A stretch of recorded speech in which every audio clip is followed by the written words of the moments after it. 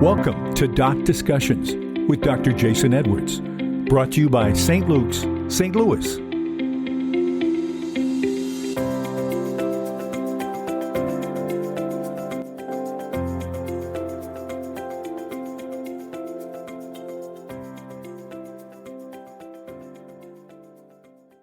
Hello, this is Jason Edwards, and this is Doc Discussions. I'm here today with Dr. Matthew Bialko. Matt, how you doing? Doing pretty well today. And you're an OB-GYN, correct? Yes, OB-GYN. Been practicing with St. Luke's for about 4 years now. Can't believe my anniversary is coming up in 2 weeks. Yeah. I'm telling you, time has been flying by. I've been loving my work here. You know, the first time I saw you, my wife was working at SLU at the time, and it was during their awards ceremony for their residents. And, yeah. And I remember you took home a couple of awards there. I was fortunate enough to take home a little bit of them, a few sacks. Yeah, for sure. And so we were excited to have you on staff here, and that's been good. Now, Matt, let's start from the beginning. Where are you from, and where did you go to school at?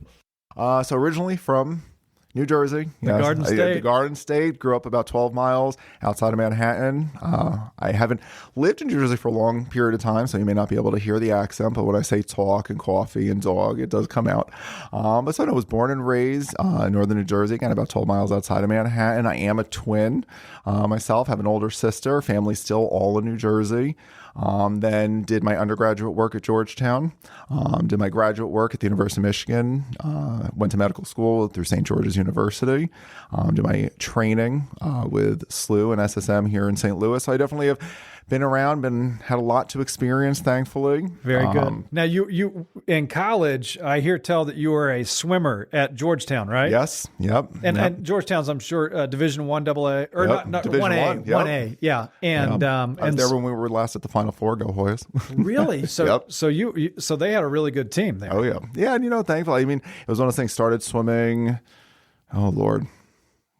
Aging myself around when I was 6 or 7 years old. And then, it was one of those things just kind of starting on the summer league. And then family and friends were like, you have a lot of talent. You guys should start doing year-round swimming. And it just kind of worked its way up, and thankfully was good enough to compete nationally. Have actually competed against Olympic gold medalists. Needless to say, I lost. And then thankfully was able to swim through 4 years in college. And That's nuts. It was fantastic. I mean, it really was a brotherhood and camaraderie. And now whether I would want those early morning sessions and training sessions now, I don't know, but it was a fantastic experience. And I mean, most of the swimmers I know were like pretty chill guys. I don't know if it lends itself to that or all the hours in the pool, but I think it really has to do with that. It's one of those things that you're so committed, and it keeps you very organized and focused and diligent, both in your sports world, but also in your academic world as well. But then, so as a matter of socially, that's where you really get to relax and enjoy. And that's when you should really be able to kind of find that time to relax. You're too serious everywhere else. So, when it comes to being a swimmer, being around swimmers, being around friends and family, just that's the time to relax and enjoy. That's crazy. So were you like the state champion out of New Jersey before you went to school? So I did. So it's kind of hard to say the state champion because it's all dependent on, so we have all different events and all things like that. I did compete. I placed top 3 state championships, and nationally we did win first place, second place, third place. Nuts. So it was. So really, you came from a program that was very solid. Yes, thankfully. Yeah. Thankfully. It was one of those things, I knew it would never be kind of like something that would get me all the way to the Olympics or anything like that. But, it was something that kept me disciplined, and, I was successful enough that it got me through college, and something that I can look back on fondly. And when I decided to get back in the pool and training, I could do that as well. So who was the gold medalist that you competed against? So one was Cullen Jones, actually. So we actually swam gold medalist on the relay team with Michael Phelps. He was out of Newark, New Jersey. So we swam against each other when we were younger. Again, needless to say, I lost. But, it was one of those things. It's kind of fun little facts about me, just kind of, and it's fun to talk with patients about that, and trivia nights, Well, that's a big deal. I mean, that hours and hours and hours of discipline. And of course, there's fun parts of it, but there's also, not, getting in the pool, at, 5 a.m. and, working on. But that's an amazing experience, Matt. It really was. And it's funny, even friends and family, especially friends that I meet now, they're like, swimmers were always the most fun to be around, whether it was high school parties, college parties. And then, ironically enough, it transitioned into my life as an OB-GYN resident. They're like, the OB-GYN residents just know how to have fun. I'm like, because, it's the same kind of thing. It's that work-life balance. We're working so hard, so diligently that when it comes time to relax and enjoy, we really maybe take it to the extremes. Yeah, that's good, though. And so describe your practice to me. Is it a general OB-GYN practice? Sure. So it is, yes, a generalist OB-GYN practice as part of St. Luke's Medical Group. It does involve myself as well as two medical doctor colleagues, as well as two nurse practitioners. So we are technically a generalist OB-GYN group.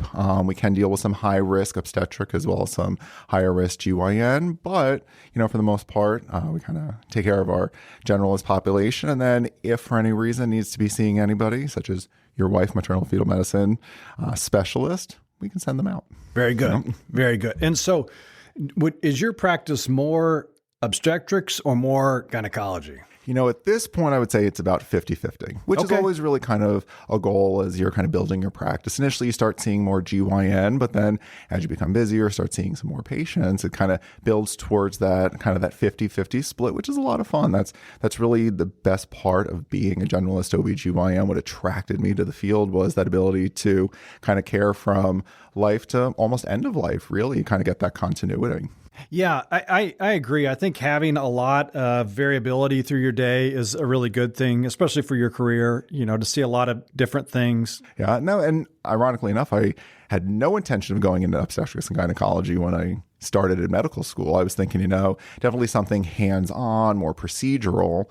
But then as kind of went through medical school, went through rotations, I realized this is kind of everything all mixed into one. You have deliveries, you have surgery, you have emergency care, you have continuity of care, outpatient. So it was kind of everything all wrapped into one. It was like not coming from a family with any medical doctors or nurses. I didn't know what to expect. So I just kind of knew medicine based on what TV was like. Yeah, the training's difficult and it can be a difficult field to be in, but I would think it would be highly rewarding to have long-term relationships with patients. You can tailor your practice and change your practice over time. Yeah, and that's actually kind of what a lot of OB-GYNs kind of tend to do. They kind of do that 50-50 split as you kind of work a little bit closer to retirement. Sometimes you may kind of pull back on the obstetrics. It is long hours, unpredictable hours. Yeah. But it is certainly rewarding. I know we kind of say in the field, if you get to the point in your practice where you're delivering babies that you delivered, you've made it full circle at that point. Yeah, for sure. And so let's kind of start from the bottom. When with your younger patients, one of the first things is screenings. Sure. And so what's the deal with pap smears and HPV screenings? Sure, absolutely. So routinely we do start pap smear screening or any pelvic examinations at 21. That is the recommendation per CDC as well as ACOG to start pap smear screening looking for abnormal cells on the cervix at 21, unless there are particular risk factors, specifically things like untreated HIV, chronic immunosuppressed conditions that we would want to tailor sooner than that. With pap smears then, routinely every 3 to 5 years, depending on age, starting after 30, we do look at the presence of HPV on pap smear as well, because we know it is something that can affect cervical health long term. In terms of actually doing like other examinations for our younger patients, those that are under 21, routinely, unless there's a problem, we just kind of talk through things. It just kind of had like having a conversation with the patient, letting them know that we're there to support them in whatever decisions they make in terms of their medical care or whatever needs they may have based on the problems that they're having.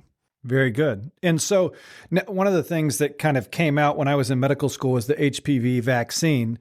And so we're talking about HPV, human papillomavirus. It's a virus that infects cells, and most of the time our bodies clear it, but sometimes it can cause cancer. Yes. And so they came out with a vaccine with the idea of trying to prevent cervical cancer. Yeah. When do they usually give the HPV vaccine in young girls? Sure. So I do have to interject a little bit here. I do have to give a little shout out to Georgetown University, where I did my undergraduate. I graduated there in 2009, and actually that is where the first HPV vaccination was created and distributed through the Lombardi Cancer Center. So very cool. Go Hoyas. With regards to HPV vaccination, it has evolved a bit since its initial iteration back in 2006. But currently recommendations are for any individuals, male, female, starting at 9 years old, all the way up until 27 years old. It does, depending on the timing that you get it. Those that are under 14 routinely get it as a 2 vaccination series. Between 14 and 27, it's a 3-step series. And then more recently, they've actually come out with recommendations that in select patient populations between 27 and 45, you can consider and talk about HPV vaccination.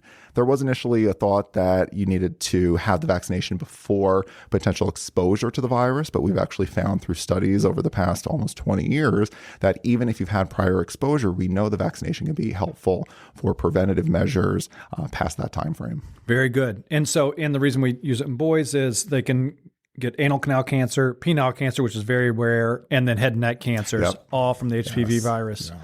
Yeah.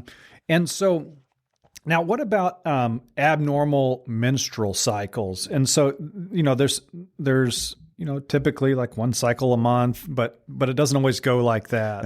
Yeah. So, and it's kind of weird because abnormal bleeding is kind of a very large, broad category for gynecologists to manage.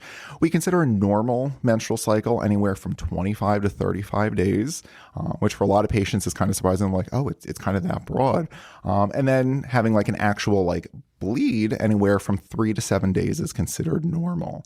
And that does really kind of fit the majority of our patients once they're educated on what is a normal cycle. Now, if you're having irregular bleeding going more than those 35 days without bleeds, or having bleeding less than that, it depends in terms of the evaluation or trying to figure out what may be causing that. We kind of separate that into different age groups. Some of it is just kind of what we call an HPO access naivety, where the body's getting used to experiencing hormones that the brain is stimulating the ovaries and the uterus to have a cycle. Similarly, patients that are getting closer to menopause, same kind of thing. So those that are starting and those that are ending their cycles. Other things can be bleeding disorders in patients. Pregnancy actually is one that can lead to irregular bleeding that you can have even being pregnant. Sure. Other anatomical things like fibroids, polyps, these are very common conditions for patients that are diagnosed either clinically or surgically with endometriosis can have irregular bleeding. Patients that have had prior uterine surgery, C-sections, those that have been pregnant before, things like adenomyosis, these are all concerns that we can have in terms of the irregular bleeding, abnormal bleeding. And we always try and do a workup. We can start with lab work and an ultrasound, pretty less invasive, all the way up to surgical intervention. Yeah. Wow. So that's a lot more than I had kind of anticipated. And so you kind of have a really wide range of things, some of them very benign and normal, and some of them more concerning. But it sounds like if you're having abnormal uterine bleeding or something that seems abnormal, you should probably get in touch with your OB-GYN. And especially, I always tell patients this, and of course you know this, but postmenopausal, it's never normal to have uterine bleeding. Never normal. That's almost always the presenting symptoms for patients with uterine cancers. Yes. That start in the uterine lining. And so let's kind of go down the road. So your patients, we're kind of going from young to old. Sure. And so what about like contraception and then family planning? Sure. So in terms of contraception, it's one of those things, and I kind of even put the broader kind of scope over to just calling it hormone control, because ultimately that's what it is. And we're using it now. Historically, we've used it mostly just for contraceptive purposes, family planning, but we do know it can help with things like abnormal uterine bleeding. It can help with mood regulation. But in terms of the contraceptive efficacy or the family planning aspects, thankfully, over the past, I think it's been about 75 years since the first oral contraceptive pill came out. And since then, we've obviously had a major transition in terms of using pills, combined pills, estrogen and progesterone-only pills. We now have injections, implants, patches, rings, intrauterine devices. So it's a broad range of what is available there for contraceptive purposes, and a lot of that is dependent on what the patient's goals are. Some patients like the idea of taking a pill every day, the regularity of it, and having a period every month to ensure that they aren't pregnant. Others like the idea of just taking something maybe once every 3 months, like a shot. Others like the idea of a intrauterine device where they may not have periods, and that's a blessing for them as well, and know that they have that contraceptive benefit as well.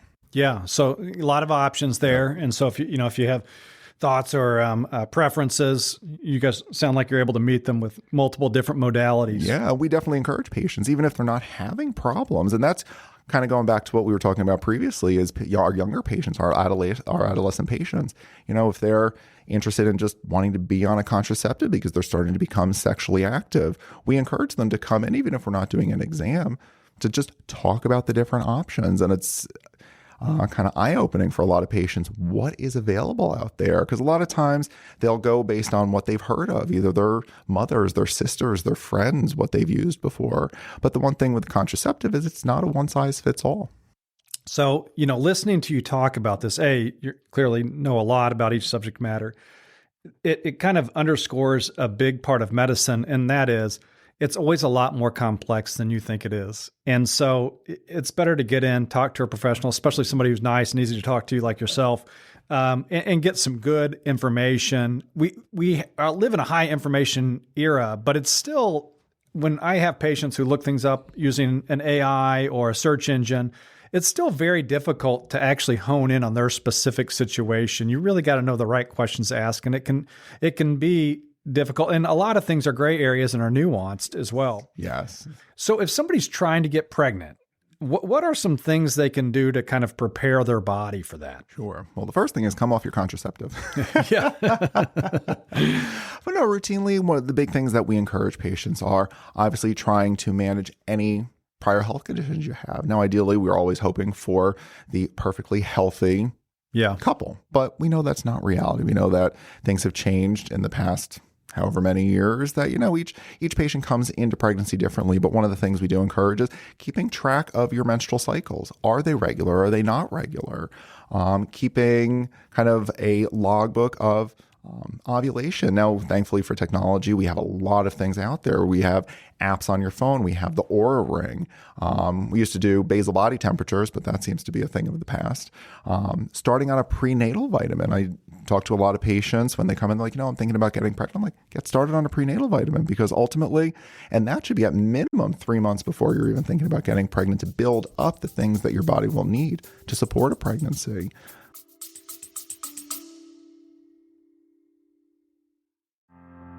Doc Discussions with Dr. Jason Edwards. Brought to you by St. Luke's, St. Louis.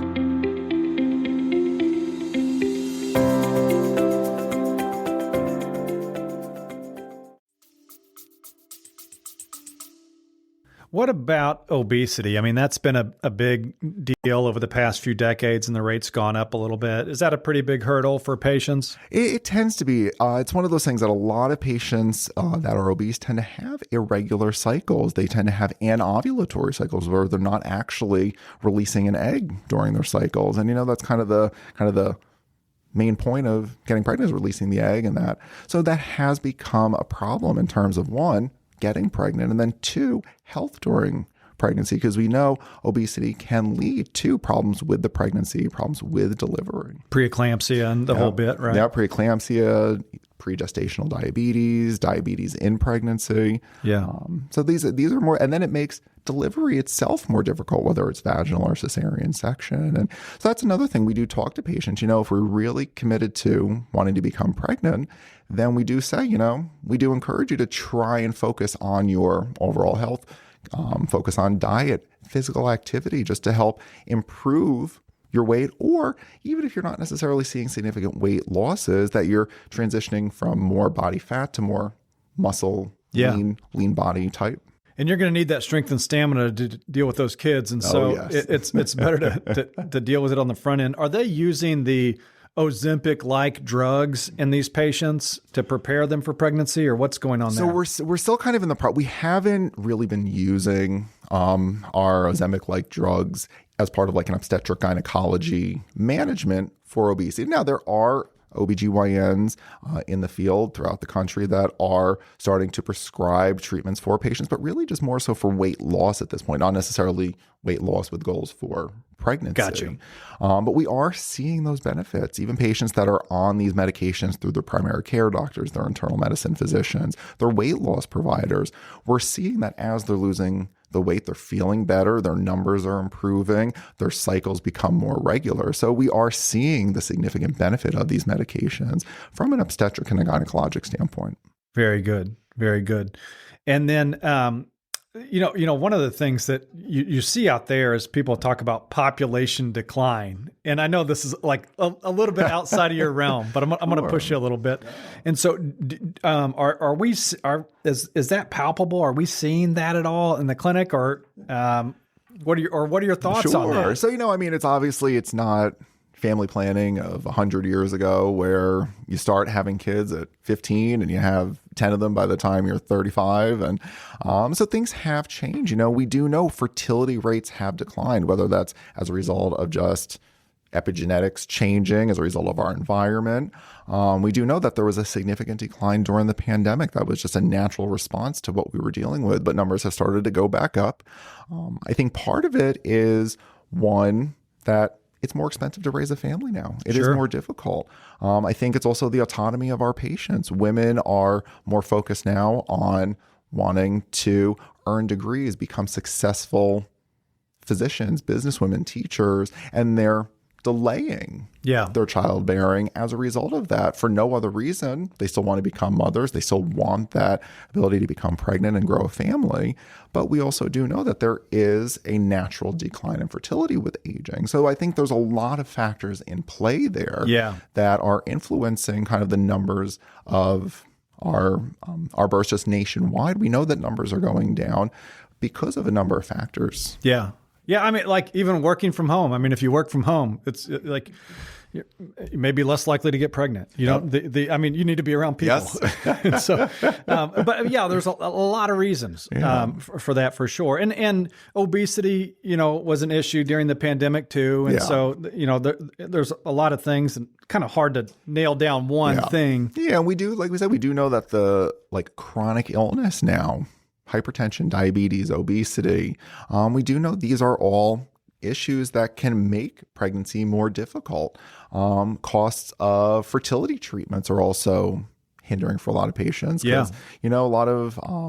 that's not cheap. No, it is not. And psychologically, it's a very difficult thing to go through.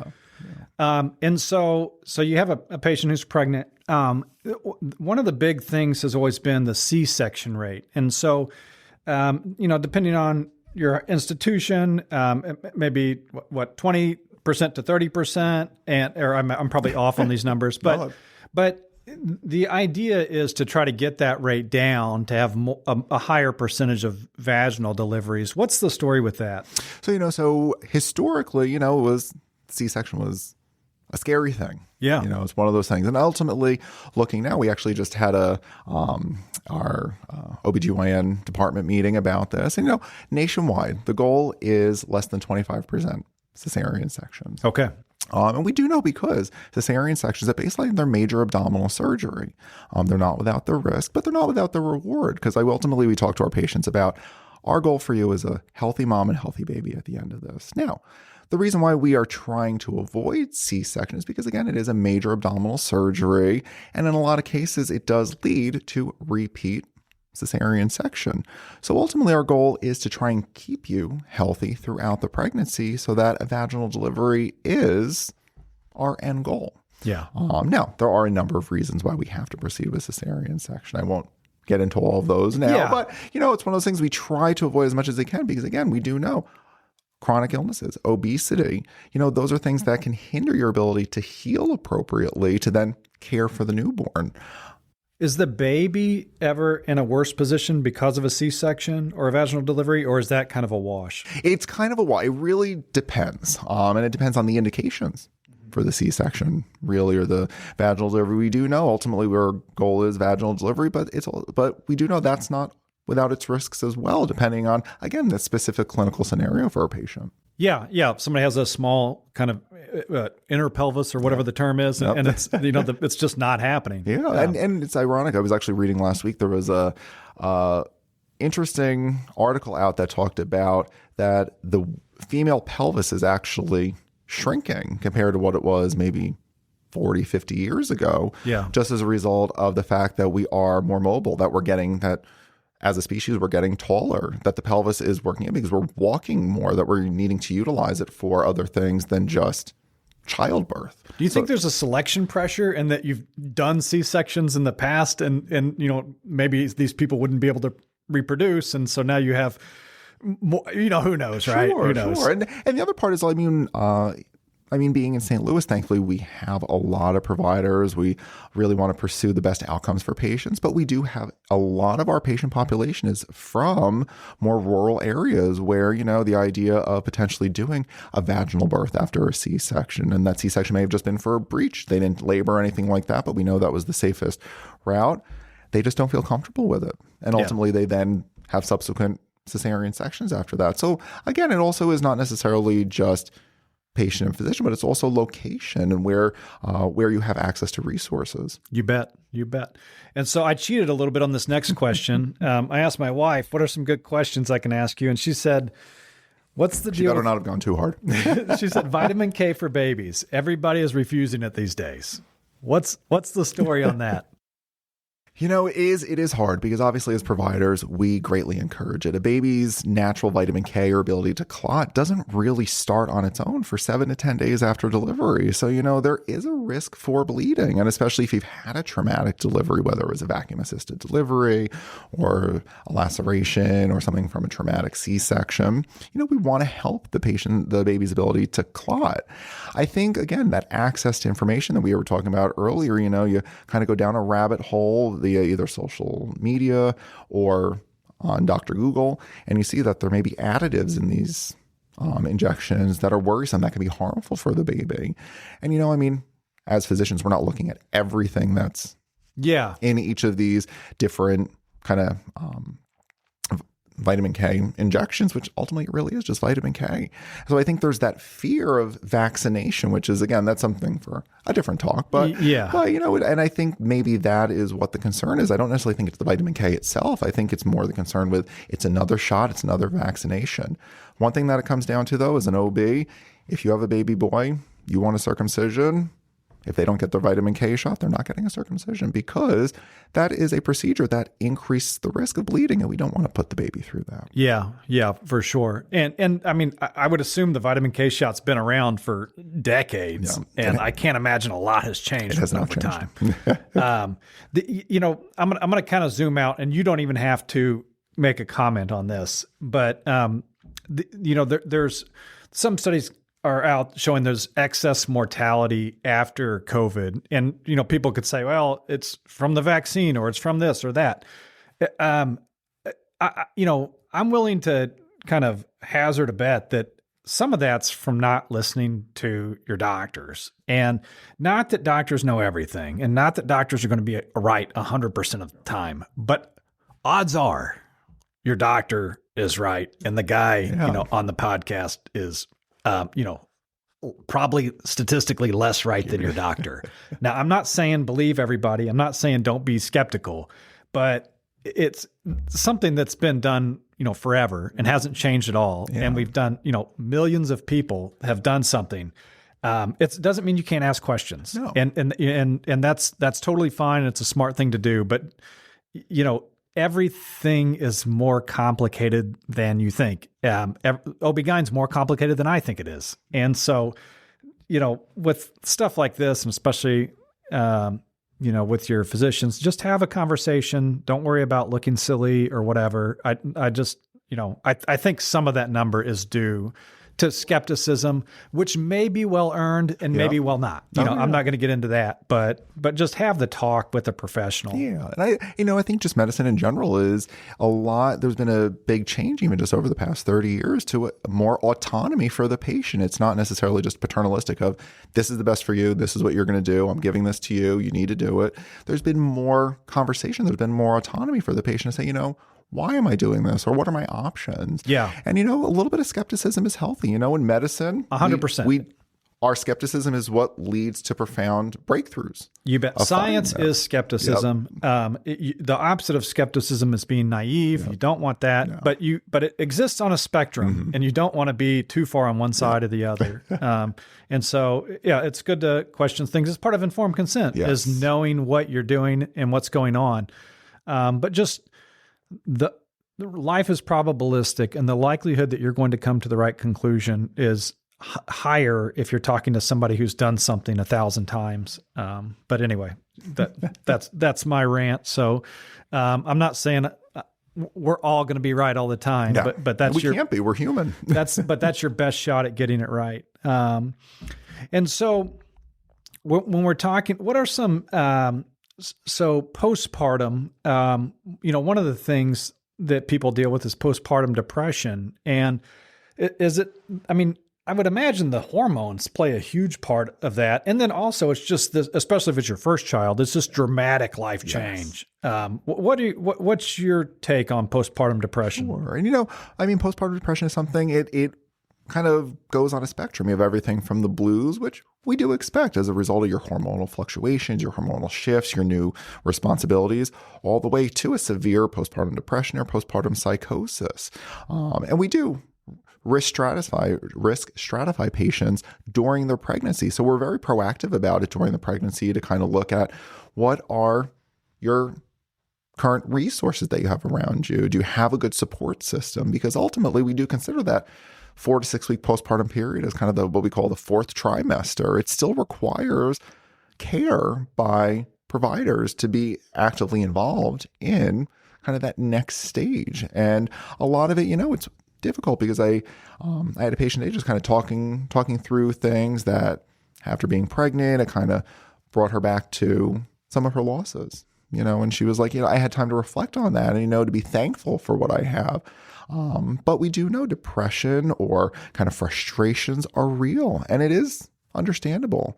The good thing is there's ways to help with that. I always say, utilize the resources around you, utilize your family, utilize your providers. We can talk. We have therapists out there. There are treatment modalities, whether that's complementary using supplements or medical treatment. And that doesn't necessarily mean it's something that we need to continue long-term, but just something to make sure that we're keeping you in a healthy frame of mind to care for yourself, importantly, and your newborn. One of the things that I think would be good for people to know, and I don't know if you have an answer to this or not, but what are some things like friends or like parents could do for somebody who just had a child? And then because I think part of the problem too is you're expected to be elated all the time, sure. And you're walking around with these crazy hormone fluctuations, and you've slept 2 hours, and like life's. And throw in financial stress or something, yes, other things in life on top of that. And it can be, even though it's supposed to be the happiest moment in your life, it could be really tough, and it can be hard to admit that. Yeah. And I think the first thing goes with, don't compare yourself to anybody else. Because what your experience was with your labor and your delivery and your postpartum period is something that can be very different from your sister, your daughter, your friend. That's one of those things that you have to consider. So everyone is different. So don't project what your experience was onto somebody else, because we know everyone's experience is a little bit different. Yeah. You can start by just saying, how can I help you? Because I think that's a way of just opening the communication. Sometimes patients are just like, I just need an hour to sleep. Yeah. Other patients will say, I don't know what I need. So you can say, well, maybe let me just give you 30 minutes so you can go take a shower, or let me go get you some food. Because these are the things that as you're caring for a newborn and the worries of changing diapers, washing, caring for yourself, you kind of lose track of the everyday kind of responsibilities that can start to harpen on you. Or just even say, can I do a load of laundry for you? Because it's incredible after seeing so many babies, how quickly they can go through their onesies in a couple of days. So even just something like that, just saying, can I do the laundry for you? Yeah. Or can I take you for a ride somewhere? Just kind of getting out of that monotony of I'm home, the baby's eating, sleeping, crying, pooping, just kind of getting out of that for a day or two can be really nice. Yeah. And I think that there's no shame in reaching out and saying, hey, I'm having a tough time. And a lot of us have a tough time asking for help, but it's not a personality issue. No, it's not a behavioral issue. You've got all kinds of crazy physiological things going on in your body, and there's help out there for you. Sometimes it's very minimal help, if that's all that's needed. And sometimes it can be very intensive. Yeah. And actually, I even talk to the patients when they come and see me for their postpartum visits, whether it's within a week or 6 weeks, I always talk to the patient initially. I do encourage their partner to come, their spouse to come with them, because I also then ask them, how do you think they're doing? Because how the patient might perceive how things are going could be very different from an outsider perspective of saying, and I have a lot of patients they're very kind of independent, very type A personalities. And, again, goes back to the idea of asking for help is not something they're used to. But this is a very different scenario. You're mentally, physically, physiologically going through something that your body, yes, it's meant to go through, but it doesn't mean that it's not without its struggles. Yeah, I think one of the worst, and you kind of touched on this, one of the worst things patients can do or people can do is to say, oh, well, hey, I went through it too. And it's like, yeah, but it still was difficult for you. Like we can kind of sympathize with people as they're going through these kind of troughs of life. Yeah. And most problems in life, it's kind of pull yourself up by your bootstraps, gut it out. I don't think mental health's like that. No. That's just been my observation of, like thousands of patients going through cancer care. And so what about pelvic health? And so you've had the baby and, maybe you're right afterwards or a few years afterwards, but you have these pelvic muscles that sometimes can be stronger and sometimes weaker. What's the deal with that? So with that, thankfully there has been a much larger focus and attention on pelvic health. Even just in the past couple of years, awareness of what it's used for. We use it for strengthening after delivery. We use it for strengthening if there's concerns for urinary challenges, pelvic pain. We have a lot of reasons why we use pelvic floor therapies to help patients. A lot of my patients will actually now come in and ask specifically while they're pregnant, can I start doing some pelvic floor therapy to help strengthen for labor, for the postpartum course? Because we do know that having a baby, whether it's C-section or vaginally, can increase your risk for pelvic floor weakness and prolapse. So we do encourage that as soon as you're feeling comfortable, going to see a pelvic floor therapist. Just like if you had surgery on your shoulder or on your knee or on your hip or on your back, you need physical therapy. The pelvis is just that. It's taking on the brunt of your weight throughout the day, throughout your life, and the weight of gravity. So it does take a little bit of time. And then through 9 months, it carries a baby and then you have a delivery. So we do encourage our patients, it's a good opportunity to kind of re-strengthen those muscles, learn. We have the infamous Kegel exercises, but 9 times out of 10, a patient's doing the Kegels wrong. And then you're actually backtracking and not helping to improve your overall pelvic health. So we definitely encourage seeing a pelvic floor therapist for assessment, or thankfully through the internet, there are videos out there through YouTube, through other avenues that can actually kind of talk you through, teach you through different exercises. Because again, in the postpartum period, time is not your friend. So even just something at home that you can do to start learning how to kind of help your body along for longer term health is wonderful. That's great that there's, to me, I think it's probably worthwhile to go see an expert for an hour, just one time at least. But it is great knowing that there's things out there on YouTube and there are medical professionals. I actually used Epley maneuvers to get rid of my tinnitus or tinnitus, however you want to say it. And it worked. And so that I got from, I think it was like a physical therapist from University of Colorado. That's what I used. But anyway, okay. And so now we're kind of at the end of the line as far as as far as like perimenopausal or postmenopausal, what are the main issues people are dealing with there? Sure. So, it's one of those things. We do know menopause is a natural state of life. When that occurs, we can never guarantee. We know average age menopause, 51 in the United States. The majority of women will go through that menopausal transition between 48 and 54. But again, studies have shown symptoms can arise all the way from 10 years prior to your body actually going through those changes, all the way to 10 years after you actually go through having your last cycle. The biggest things historically have been your hot flushes, your night sweats, your mood swings, vaginal dryness, change in libido. But, we're learning more now that patients are coming in and saying, I'm feeling more fatigue. I'm feeling more brain fog or inability to focus. I'm noticing more joint pain. And these are kind of things that it's hard because we do have our testing. We look at your hormone levels and, we say, your hormones look good, but that doesn't necessarily mean that they can't be fluctuating more regularly. I have patients that come in and say, well, I'm still having regular cycles, but I'm having the hot flushes and the loss of libido. And, and I always tell patients, our bodies are made imperfectly. Our timelines are made imperfectly because as your body is also transitioning through this physiologic change, you're also at a different stage in your life when you're in your 40s and 50s. Life stressors change. You're caring for children. You're caring for parents. There's a lot of effect on that. It kind of goes back to that mood thing that we were talking about. And just not necessarily just mood changes after delivery, but throughout your life. And out there, we know there are multitudes of treatment that can help with that, depending on what your goals are. Some patients just want menstrual regulation until they get through their menopausal transition. Others are like, well, my periods are fine, but these hot flushes are keeping me awake. I can't sleep anymore. And as a result, it's affecting my everyday life. So, we kind of talk through, and again, encourage you to come talk to your provider about what are your symptoms. We can start with simple blood work. We can talk through different treatment options if interested. Some patients just accept, this is kind of how life is, and I just want to kind of see how things go. And they go through there. But just knowing that there's options out there, that there are treatment regimens, hormonal, non-hormonal supplements that can be helpful for you. Just depending on, again, what are your most common symptoms or what are your goals, short and long term. Very good. Matt, I appreciate your expertise. You're a wealth of knowledge. Dr. Matthew Bialko here at St. Luke's. Thanks for coming on the show. Well, thank you, everybody. Join us next time for Doc Discussions with Dr. Jason Edwards. It's medicine for your body, mind, and spirit.